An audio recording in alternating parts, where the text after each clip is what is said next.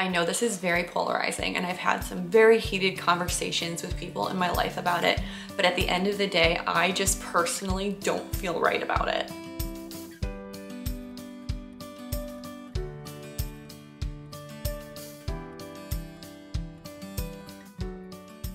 Hey guys, what's up and welcome back to my channel. If this is your first time watching me, hello, my name is Carly and I am a mom of 2 kids, 3 and under. In today's video, I'm going to be sharing with you guys 13 things that I don't do with my kids. These are the parenting methods that I don't subscribe to. Some of these things might shock you, might surprise you. As always, I'm just sharing the decisions that work for us and work with our children.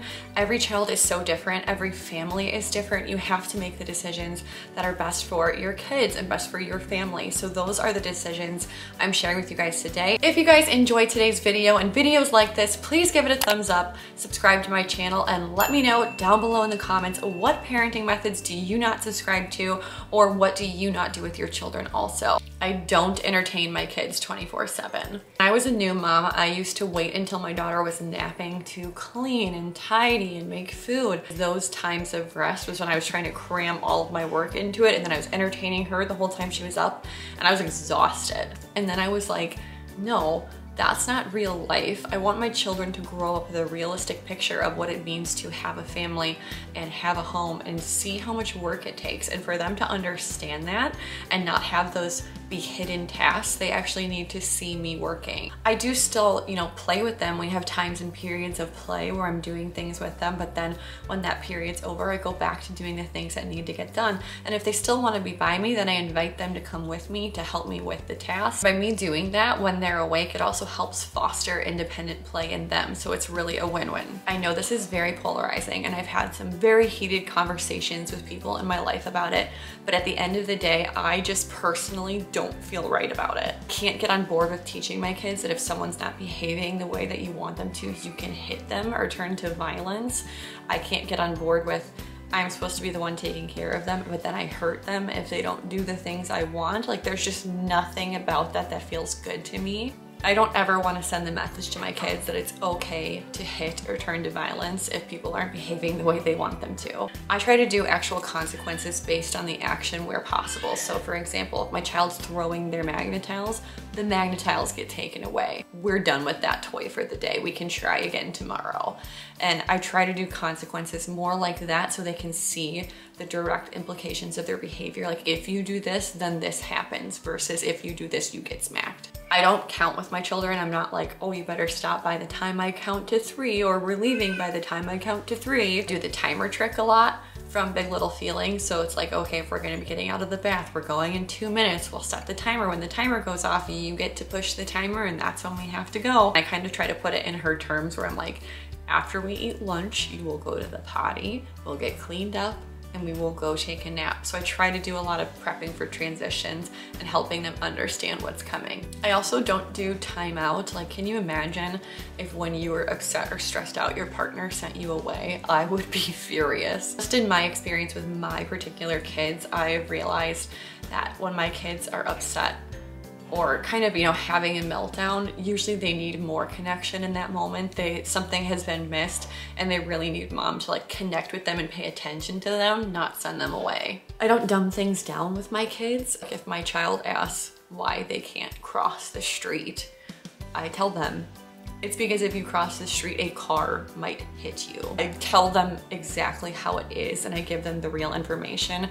I think kids are smarter than we give them credit for.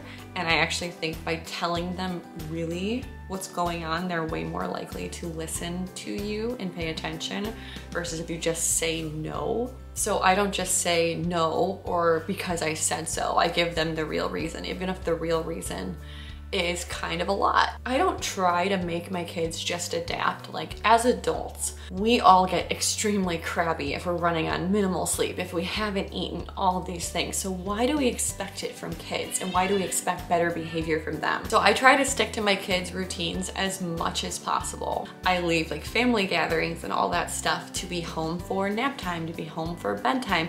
And this has meant that I leave things early, or it has meant that I don't go to things at all if it interferes with that.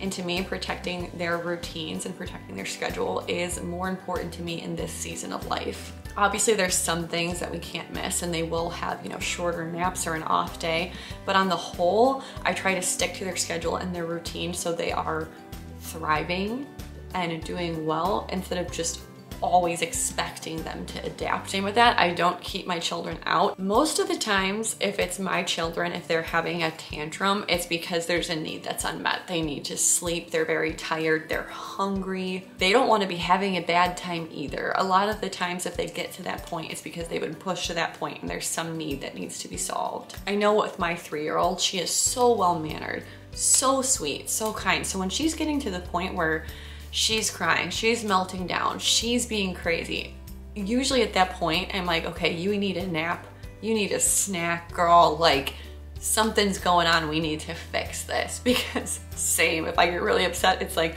I just want someone to give me a snack and to tell me to lay down, you know? Life would be a lot better if we just did that for everyone when they were upset. I try to leave before their nap time so I can get them home for their nap times. I try to get them home for bedtimes. I try to be really aware of when was the last time they ate, when was the last time they sleep, what do they need, so we can avoid getting to that place of sensory overload and meltdown. So again, that means I miss out on things, we go home early, but for me, it means that I am being the best mom to my children, and that is the most important thing to me right now in this season of life. I don't label my kids. I don't like when other people use labels around my kids. I don't call my children shy, and if another adult calls my child shy, no, she's not shy. She's getting used to the situation. She's getting comfortable in her environment, especially when it's a new situation or new people for them.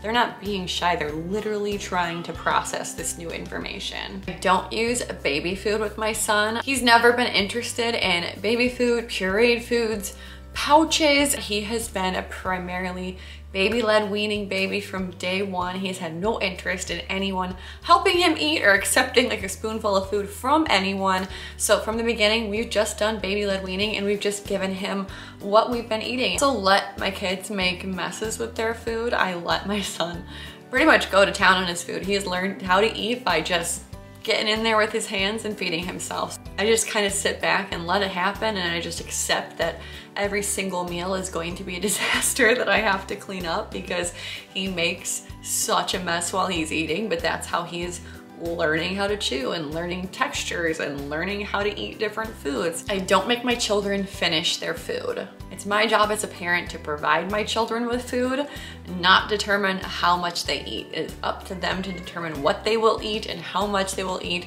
So once I've given them the food, my job is done. I don't correct my children when they say things like, I don't love you, Mom. That's been a new fun one. My toddler is like trying to test boundaries. So when she says things like that, I'm not like, oh, that's so mean, or oh, that's so terrible. I say to her, well, it doesn't matter, because no matter what, I'm always gonna love you. It's my job as a parent to prepare her for the future. It's not my job to get her to like me the most or to be their best friend. So in those situations, when my toddler's just clearly trying to test boundaries, I just let it roll off of me, because it's like, that's fine. You know, there are going to be points later in life that she doesn't like me very much. I'm sure of it. And it doesn't matter because I still love her. I don't let milestones and timelines get to me. My daughter never crawled, and actually I never crawled as a child either. I just went straight to walking, and people would hear that and say to me, oh, she has to crawl. That's so bad that she's not crawling. And I would just think to myself, if I think there's a problem, I'm gonna take it up with her pediatrician, or I'm gonna take it up with a specialist. If you're just trying to make a point, I don't really understand what the point is. If it's like actually coming from a place of concern, that's different. But a lot of times they just wanted to feel heard, you know, or feel like an expert in something. And I was just kind of like, all right, whatever. She sees a pediatrician all the time. If there's an issue, we'll take care of it. All kids are so different. They all hit their milestones at different times. Now having two, like my son has hit different milestones at different times than his sister, same with her, with him. It's just wild to see how different personalities develop at different timelines. So it doesn't bother me. I'm not freaking out if someone hasn't crawled or taken steps by 12 months. Like, they're all gonna get there at some point. And if they're not getting there, that's when you can take it to a doctor and a specialist and they will help you get them there. I don't talk about my child's flaws in front of them. I really try to speak the best of my children when we're out in public, when we're with the grandparents. I really want them to overhear me speaking positively about them. Think about it as being an adult. If you hear people constantly like speaking the best over you, you're more likely to live into that versus if people are always talking down and criticizing you. All right, guys, those were 13 things I don't do with my kids and the parenting methods I don't subscribe to. If you guys enjoyed this video, please give it a thumbs up and subscribe to my channel, and also let me know what parenting methods you don't subscribe to as well. Thank you guys so much for watching, and I'll see you next Monday. Bye.